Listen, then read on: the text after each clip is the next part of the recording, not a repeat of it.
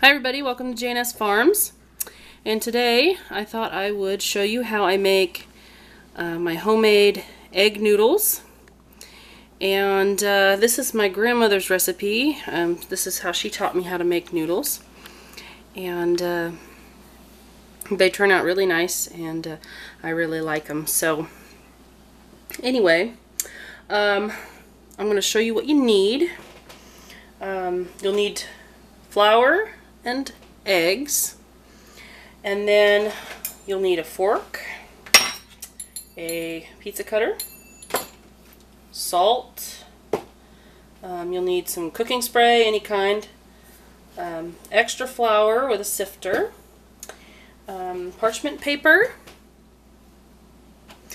and a rolling pin, and something to set your noodles on as you roll them out and get them cut. So, the flour to egg ratio is 2 eggs to 1 cup of flour. So I've already got this all measured out. This is 6 cups of flour, and we have 12 eggs. So, first thing, I like to season my eggs with some salt. You don't have to do this, but I think it makes the noodles taste a little bit better. So I just kind of sprinkle a little bit in. You can do it to taste. If you can't have salt, then don't put it in. Break all my yolks. And then you want to get them good and whisked up. And not spill them like that.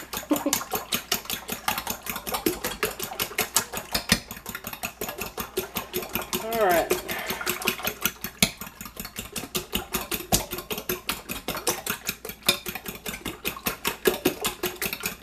Okay.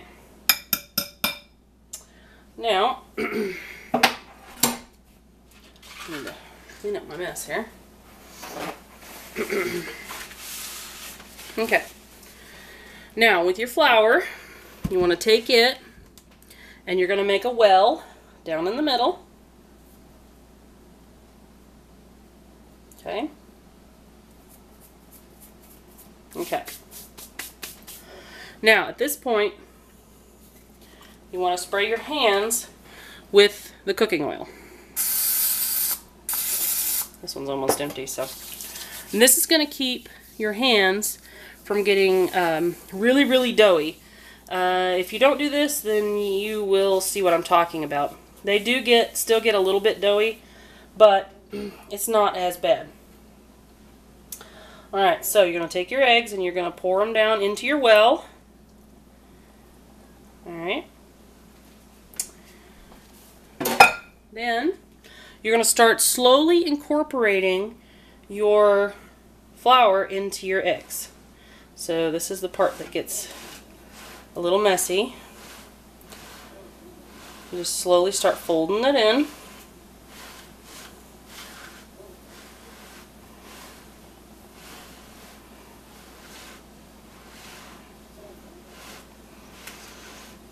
And these noodles, you can use them for just about anything. You can cut them into spaghetti noodles. You can cut them into lasagna noodles.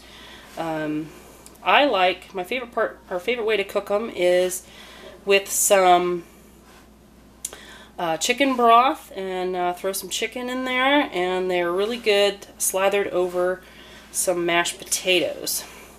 And I am making these for Thanksgiving. This is my contribution to the Thanksgiving meal this year. Usually it is my contribution every year. So, and my grandmother, we did this when I was little. I started out by being the noodle cutter, and she would roll hers out, and then she would put them and roll them into a long tube, and then cut them with a knife. And I got to unroll the noodles. She called them snakes. Unroll the snakes. So, and to a little kid, that's really fun. So, all right. Now, as you can see, it gets pretty gummy, but if you have sprayed your hands, it comes off pretty easy. Alright, and you can do it with any oil. You don't have to have the spray on stuff, but that stuff's just what I had around, so. Okay, now, it's pretty well incorporated together. So this is when I start kind of picking it up and folding it over, like so. And it's getting pretty messy. It is a messy process, so anyway. Okay, when it all starts kind of sticking together like that, it's just about ready to transfer over onto your working surface. So I'm going to get this off my hands here. Pretty sticky. Alright.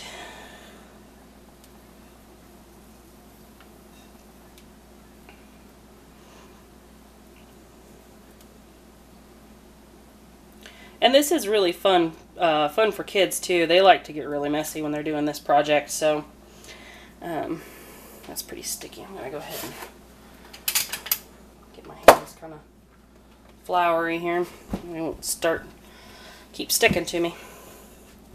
Okay, now I'm going to set that out on the surface and get anything that's kind of stuck to the sides of the wall there, and we'll incorporate it in. Okay. Now this is when we're going to work our dough, and you want to have your surface pretty well floured. That way it doesn't stick to whatever surface you're using. I have my mat here that I use. It just makes cleanup a little bit better, a little bit easier. So I'm going to take our sifter here. And this you don't have to use a sifter, you can use your hands. But this just gets the flour down nice and even, so that way when you're kneading it, it works it in a little bit more even than if you had, just clumps. Okay. Now, when you're working your dough, you want to just kind of work it and incorporate all that flour until it's nice and even into your dough. Okay. So it's wanting to stick, so put a little bit more flour down. The one bad thing about using the mats is they do slide, so you got to watch what you're doing. Okay.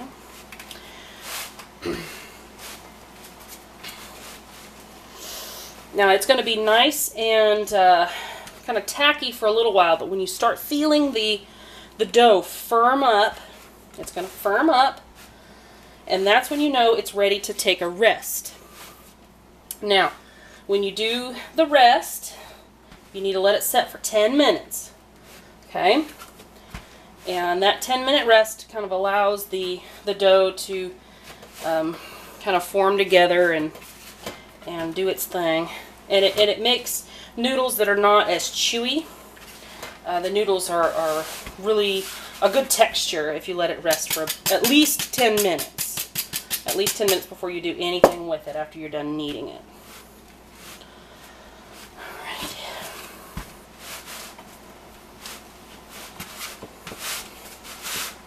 Now we have a lot of people at our Thanksgiving, and it takes a dozen noodles to feed everybody, and they're usually gone.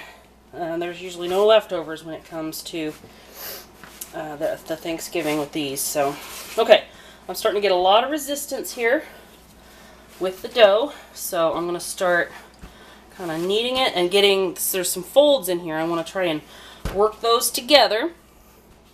And that way, I don't have any folds when I'm rolling out the dough. So we're not folding it over anymore. We're trying to get everything to incorporate together.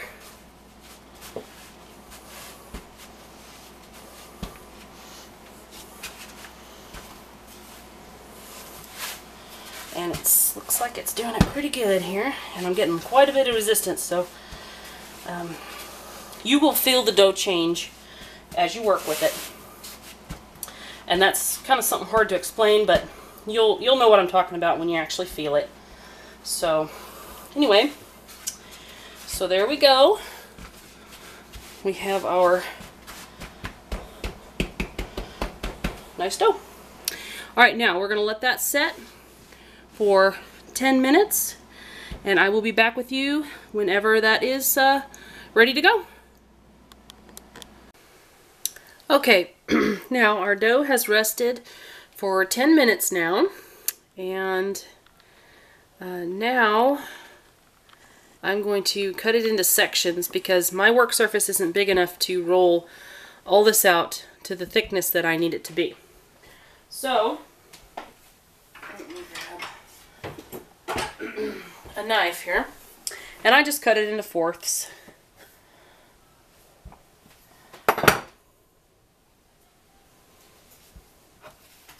And I just roll it out that way, just because I don't have a big enough work surface. If you have a big enough work surface, then by all means you can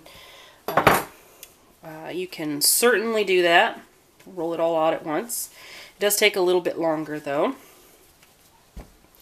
Okay, so I just kind of smush it out a little bit and get that out of the way. Take my rolling pin here, and you'll just roll it out to the desired thickness that you like. If you like your noodles a little thicker, then leave them a little thicker. My kiddos like them a little thinner, and my husband likes them thick, so I try to strike kind of a happy median. Okay, now when you're rolling your dough out, you want to start with the rolling pin, strike it in the center and roll outwards, and then you'll go just kind of all directions.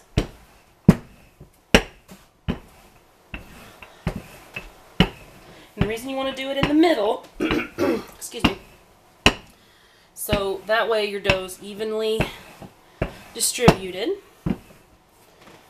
Okay.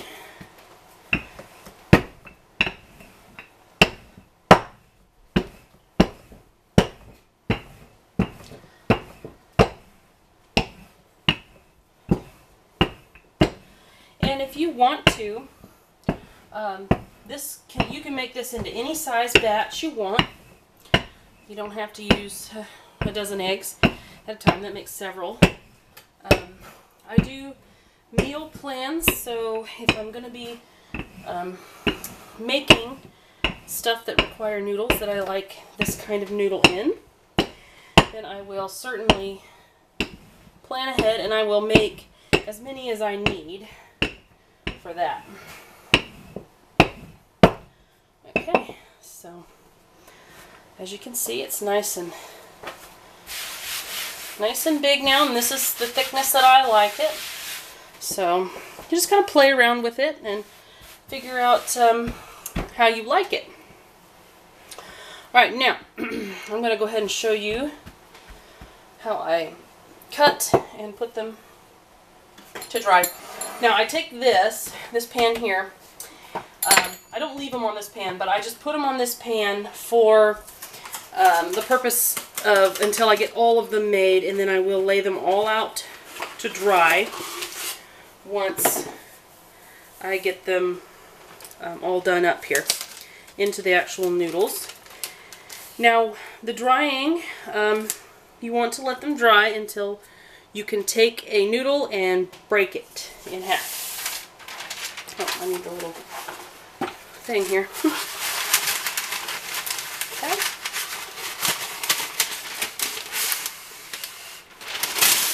Alright. This is just parchment paper that you can get at Walmart. Now this is where your pizza cutter comes in. And depending on what kind of noodle you're making, depending on the thickness. These are just going to be egg noodles for the chicken broth that I'm going to be putting it in. So these, I just kind of zoom around. I don't need them any particular size. So I just kind of zoom around and make them whatever size I want. Now, when I'm making spaghetti noodles, I will take my time to cut them as thin as I want. I like them kind of a little bit wider if I'm doing spaghetti noodles. It's kind of more of a fettuccine size noodle. Now, for, say, lasagna noodles, I'll cut them quite a bit thicker, a little wider. Nice ribbon.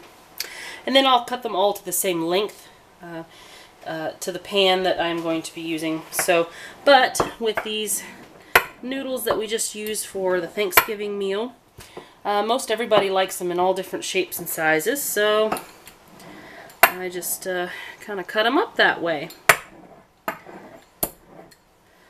Okay, now, and then I will kind of cut them in half because you don't want them too long, otherwise they're just too long. And then I just spread them out on here and let them dry until they're nice and brittle. And when I say brittle, I'll just pick it up, and this will just break whenever I break it. So these freeze very nicely. They do. That's how I keep mine good until I need them. I just freeze them. I've never left them in the freezer longer than 6 months, so I don't know how, like, the longevity of freezing them is, but anyway, so I try to get them in a nice little thin layer here, and then the next batch I'll lay another thing of parchment on top of that, and then once I get them all done, I'll lay all my parchment out here on the counter and let them dry till they are brittle. And normally about 2 hours is enough for it to have enough time to dry. So anyway, and then when you go to cook them, say in the chicken broth or whatnot, if they're not completely dry, because you can just take them straight out of making them and putting them into your broth or your boiling water or whatever you're going to cook them in. If you do that, you need to make sure you drop them in kind of individually and do not stir them until they start rising to the top. Otherwise, you're going to have a big glob, and that's never fun. So, but if they're dry, you don't really have to worry about that. You can just use them right away. I do like to let them dry because they have a better texture when you eat them. So if you're in a pinch and you need them, just don't hesitate to go ahead and make them and then just use them. So I think I covered everything I wanted to on the homemade noodles. I hope this was helpful for you guys, and you guys have a good Thanksgiving, and I will see you in the next video. You guys have a good day. Take care.